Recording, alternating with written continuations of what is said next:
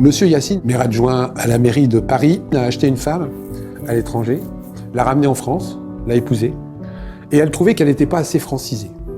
Donc, il prenait sa ceinture, il l'enchaînait après le radiateur, il la fouettait, pour que quelque part, elle soit un petit peu plus francisée quand même. Malheureusement, ça s'est su.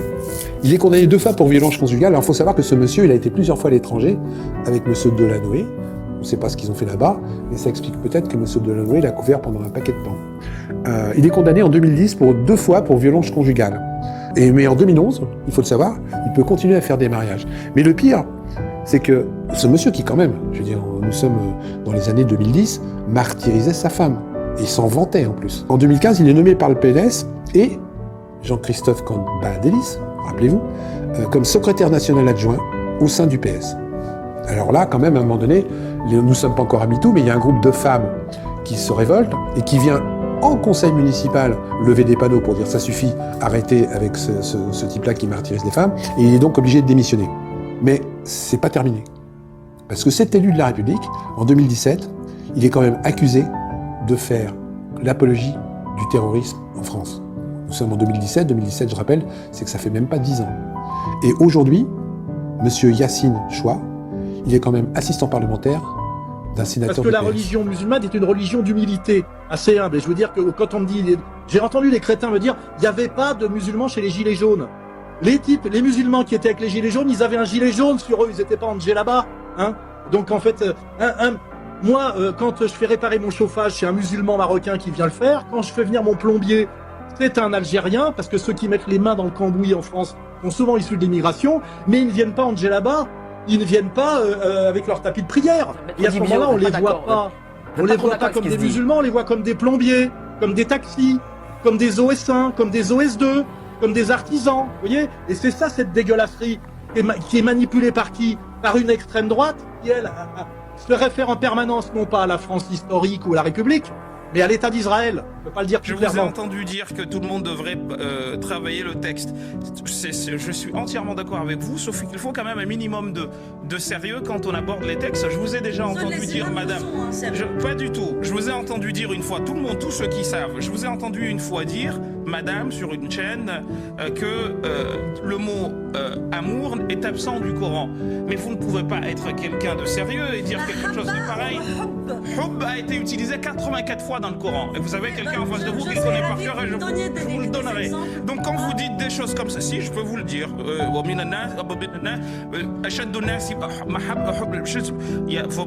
L'amour de Dieu. Ben non, même Hubb entre les hommes. Il l'aime et il les aime. Ça n'a pas de sens. Ou les Mawadda veut dire quoi? C'est de l'amour. Si, c'est plus que cela.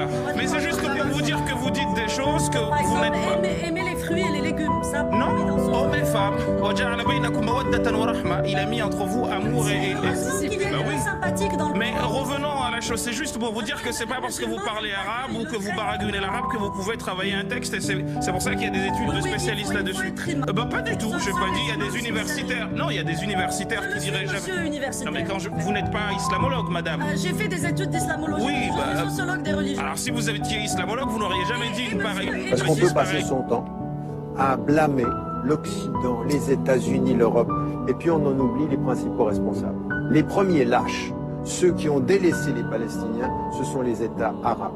Et pas les peuples, parce que les peuples aimeraient pouvoir manifester, ils aimeraient descendre, mais ils sont dans l'interdiction de le faire.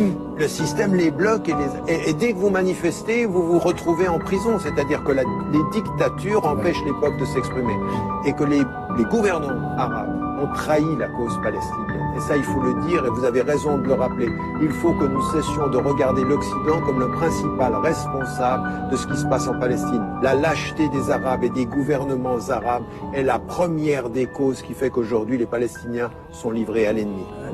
Il a tout à fait raison. Avant de blâmer l'Occident, les premiers à pointer du doigt sont les pays arabes, leurs frères musulmans soi-disant, qui n'ont pas bougé le petit doigt, mais ils le payeront tôt ou tard. В борьбе с Советским Союзом и Варшавским договором, так называемым. Сейчас нет ни Варшавского договора, ни Советского Союза. НАТО существует. Возникает вопрос, а зачем? Тогда агрессор, он все равно должен знать, что возмездие неизбежно, что он будет уничтожен. И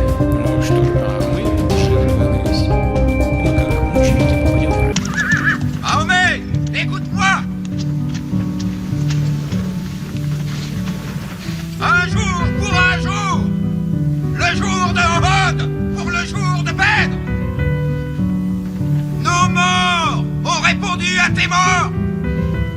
Nos morts sont au paradis. Vos morts sont en enfer. Par rapport à ce que veut véritablement le gouvernement de Benjamin Netanyahou. Qu'elle ait fonctionné ou pas n'est pas tellement le sujet. La question, c'est que ça arrête la situation d'Israël qui était en train de se dégrader. Je rappelle qu'il y a plusieurs bases qui ont été frappées, je crois 5, plus le QG du Mossad, plus le QG de l'unité cyber des services israéliens, enfin des forces israéliennes, une grande partie d'Haïfa, une partie de Tel Aviv. Enfin, il y a des dégâts considérables. C'est considérable ce qui s'est passé. Là, je pense qu'Israël s'attendait pas à ça. Déjà, et certainement depuis en tout cas 8-10 ans. Le modèle de puissance russe, de puissance récalcitrante, de puissance qui refuse d'être régionale, de puissance qui est capable finalement, par rapport à une surface économique relative, en tout cas assez faible, qui est capable de démultiplier son influence sur tous les continents depuis un certain nombre d'années et qui explique depuis un certain nombre d'années aussi c'est pas être un agent du Kremlin que de dire ça, c'est juste la base, ce sont des faits qui expliquent que la sécurité européenne est une et indivisible et que donc elle doit être le résultat d'un équilibre des forces qui fasse que chacun n'augmente pas sa sécurité aux dépens des autres. Tout cela, c'est pour nous, c'est pour l'Occident, pour l'OTAN, mais derrière évidemment pour les États-Unis,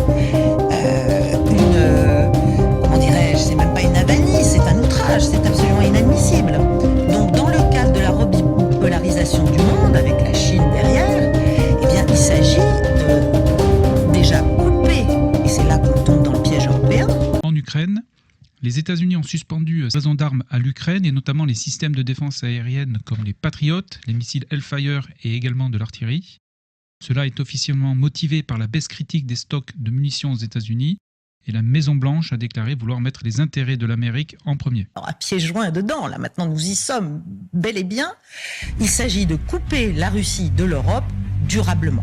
De l'Europe. Madame van der Leyen a dit très récemment qu'elle ne voulait pas d'apaisement, c'est-à-dire qu'elle s'est mise en rupture avec l'esprit munichois de Daladier qui plaidait l'apaisement face à Hitler quand il avait envahi Tchécoslovaquie. Et donc on voit bien que l'Europe veut absolument se démarquer naturellement de cette traîtrise-là. Mais est-ce que, dans le fond, l'attitude de ceux qui appellent au pacifisme ne serait pas des Munichois? Non mais c'est pas du pacifisme, ça n'a rien à voir avec Munich, Poutine n'est pas Hitler, c'est pas le même sujet, on est 30 ans après la fin de la guerre froide, il faut comprendre qu'il y a une alliance atlantique qui aurait dû a priori disparaître il y a 30 ans, qui dans l'objectif américain qui est toujours le même, qui est la guerre globale sans fin, sous toutes ses formes, a poursuivi son extension et est arrivé désormais vraiment aux frontières territoriale de la Russie. Ben non, vous êtes une chaîne d'extrême droite, voilà, et je pense que vous êtes en partie responsable de ce qui se passe. C'est-à-dire ? Votre chaîne, elle a été condamnée pour haine, incitation à la haine, elle a été condamnée pour incitation à la violence, et nous, ce qu'on vit ici, c'est exactement ça, c'est-à-dire c'est des médias comme les vôtres et des réseaux instrumentalisés sur les réseaux sociaux qui diffusent des fake news, qui diffusent des choses totalement fausses, et qui font qu'on a après des gens qui pensent qu'il n'y a que la violence comme solution. Et donc non, je vous réponds pas. Vous avez écouté mes duplex ce matin ? Non, je ne réponds pas. Point. C'est une position de principe. Parce que je trouve dommage. Je pense que vous êtes un média. Bah, voilà, je suis désolé.